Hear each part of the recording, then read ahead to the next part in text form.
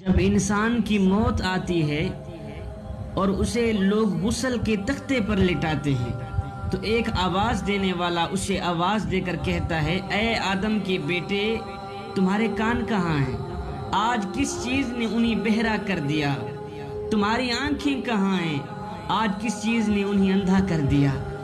آج تمہاری صاف ستھری زبان کہاں ہے؟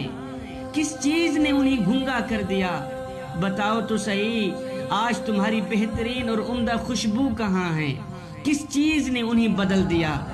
تمہاری دولت کہاں ہے؟ کس چیز نے تمہیں دوسروں کا محتاج بنا دیا؟ پھر جب اس کی لاش قبر میں رکھی جاتی ہے تو ایک پکارنے والا اسے پکار کر کہتا ہے، اے آدم کے بیٹے، تم نے دنیا کی دولت جمع کی تھی یا دنیا نے تمہیں اپنی لپیٹ میں لے لیا تھا؟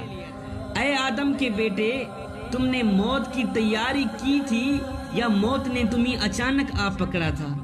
اے آدم کے بیٹے، میں نے تمہیں مٹی سے پیدا کیا تھا اور حضرت انسان بنا کر ایک بار پھر میں نے تمہیں مٹی میں ہی واپس کر دیا ہے۔ جب میں نے تمہیں مٹی سے پیدا کیا تھا اس وقت تمہارے کاندھے خالی تھے، لیکن آج جب تم دوبارہ اس مٹی میں آ رہے ہو تمہارے کاندھے پر گناہوں کا بوجھ لدا ہوا کیوں ہے؟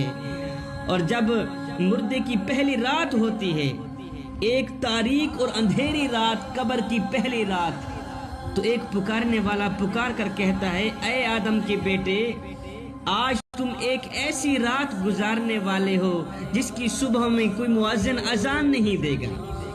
آج تم ایسی رات گزارنے والے ہو جس کی صبح میں تمہیں کسی نیک عمل کی طرف بلایا نہیں جائے گا، کیونکہ نیک عمل کرنے کا وقت جو ہے وہ گزر چکا ہے۔ اس کے بعد ایک دوسری آواز آتی ہے، اے آدم کے بیٹے، آج تمہیں سب چھوڑ کر جا چکے ہیں، تمہیں سب اس مٹی میں چھپا کر اور دفنا کر چلے گئے ہیں، اور اگر وہ لوگ یہاں تمہارے ساتھ رہتے بھی تو تمہیں کوئی فائدہ نہیں پہنچا سکتے تھے۔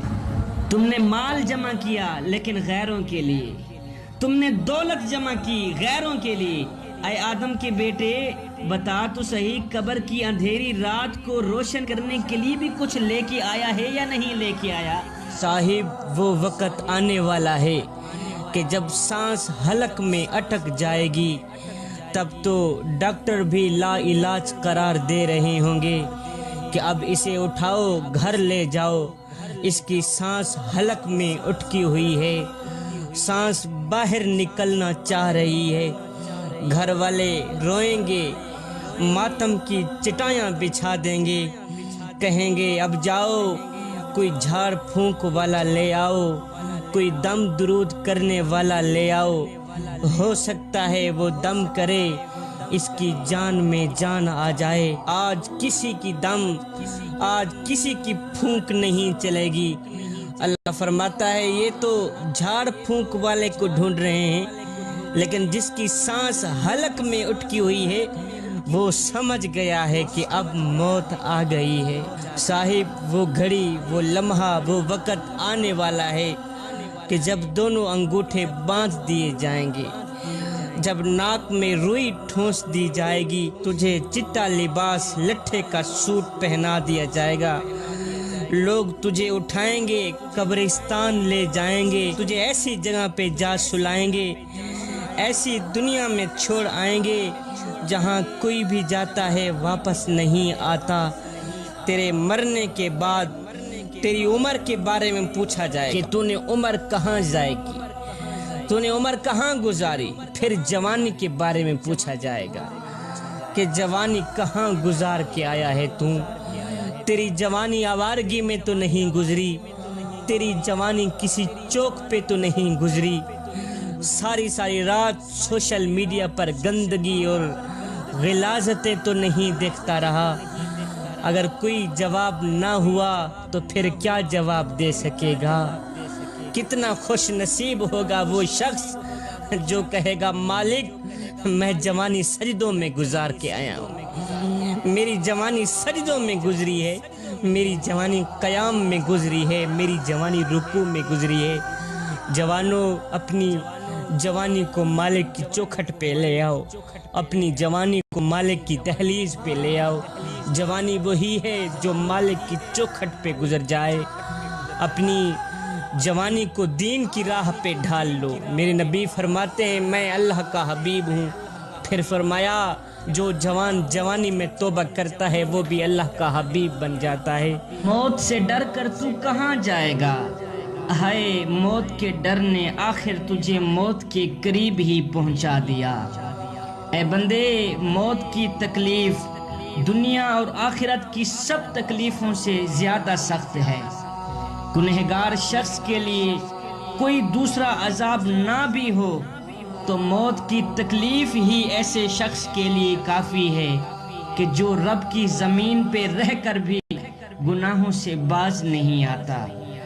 حضرت حسن بصری نے فرمایا کہ جب کوئی شخص مرتا ہے تو اس کے گھر والے رونا شروع کرتے ہیں، ادھر سے وہ رونا شروع کرتے ہیں، ادھر مکان کے دروازے پہ کھڑا ہو کے موت کا فرشتہ کہتا ہے اور رونے والوں میں نے اس کی روزی نہیں کھائی، یہ اپنی ساری روزی خود کھا چکا ہے، یہ اپنا سارا رزق خود کھا چکا ہے، اور رونے والوں میں نے اس کی عمر کم نہیں کی، یہ خود اپنی ساری عمر گزار چکا ہے، مجھے تو اس گھر میں پھر سے آنا ہے، بار بار آنا ہے، تم کیوں رو رہے ہو؟ خدا کی قسم اگر گھر والے اس وقت موت کے فرشتے کو دیکھ لیں یا اس کی باتیں سن لیں تو سارے رشتہ دار مردے کو بھول جائیں، اپنی ہی فکر میں لگ جائیں۔ اے بندے، میرے رب کی رحمت تیرا بڑھ چڑھ کے انتظار کر رہی ہے، میرے رب کی رحمت تیرا بڑھ چڑھ کے انتظار کر رہی ہے۔ جب کسی گنہگار شخص کا، بدکار شخص کا جنازہ نکلتا ہے، لوگ اسے اپنے کندھوں پر اٹھاتے ہیں تو مردے کی روح چیخ چیخ کے کہتی ہے اور مجھے کہاں لے کے جا رہے ہو، اور اپنے ہاتھوں سے مجھے آگ میں پھینکنے جا رہے ہو، اور مجھ پہ کچھ تو ترس کھاؤ، کچھ تو رحم کرو، قبر کی آگ مجھے تو دور سے دکھائی دے رہی، وہ دیکھو قبر میں آگ بھڑک رہی ہے، اور ایک قبر کی آگ مجھے تو دور سے دکھائی دے رہی ہے، تمہیں دکھائی کیوں نہیں دے رہی؟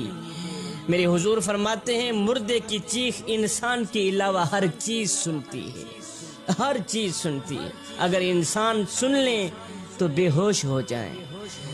اللہ اکبر۔ مردہ اپنے عزیز و اقربا، رشتہ داروں کو، دوستوں کو چیخ چیخ کے کہتا ہے، مردے کی روح چیخ چیخ کے اپنی اولاد کو کہتی ہے اور میں نے تمہارے لیے دن رات ایک کر کے تمہارے لیے مال جمع کیا اور تمہارے لیے تجوری اکٹھی کی، دن رات تمہاری ہی فکر میں لگا رہا کہ میری اولاد کا ایک اچھا مستقبل بن جائے، میں نے تمہارے لیے، تمہارے پیٹ کے لیے، تمہارے مستقبل کے لیے حلال و حرام کی تمیز بھی نہ کی، میں نے تمہارے لیے اتنا کچھ کیا اور تم مجھے زبردستی آگ میں پھینکنے جا رہے ہے۔ ساری زندگی جس طرح میں نے تمہاری فکر کی، کاش کی آخرت کی فکر بھی کر لیتا، آج مجھے زبردستی آگ میں نہ ڈالا جاتا۔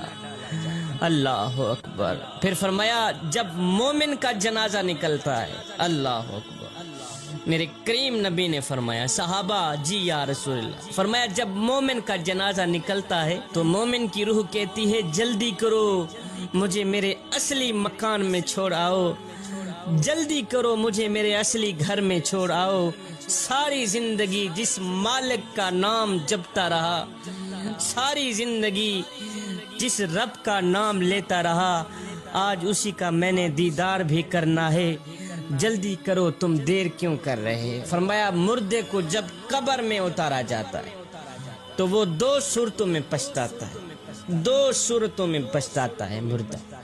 اگر وہ نیک بندہ ہوتا ہے تو اس بات پہ پچھتاتا ہے کہ اس نے زیادہ نیکیاں کیوں نہ کی، اگر وہ نیکوکار ہوتا ہے نا تو وہ اس بات پہ پچھتاتا ہے کہ اس نے زیادہ نیکیاں کیوں نہ کی، اور اگر وہ گنہگار ہوتا ہے تو اس بات پہ پچھتاتا ہے کہ اس نے گناہ کیوں کیے۔